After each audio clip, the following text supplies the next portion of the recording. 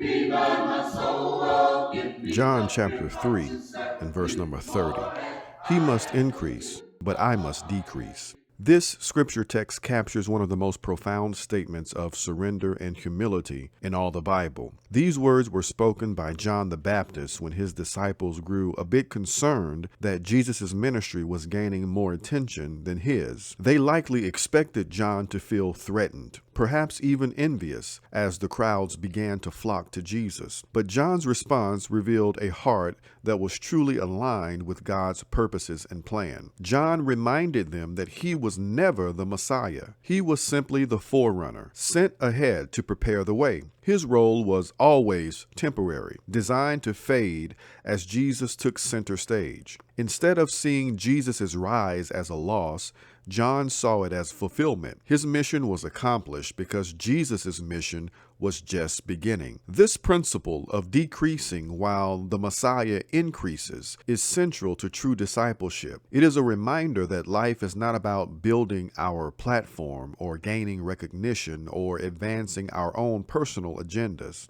Like John, we must recognize our roles in God's greater plan and be content with whatever place He assigns to us, even if that means stepping into the background. The temptation to focus on ourselves, our desires, our goals, and our image can be very strong, especially in a world that is obsessed with status and success. But John's words challenge us to live with a kingdom-centered humility, acknowledging that God's work is not about us, but about Him. In practical terms, decreasing means surrendering our will to His. It means yielding our ambitions when they conflict with the priorities of God's kingdom. It means being content with service, even when it's unseen or uncelebrated. We are called to live in such a way that others see less of us and more of the Christ reflected in our lives. John's perspective reminds us that spiritual maturity isn't about making a name for ourselves, but about making Jesus' name great and known.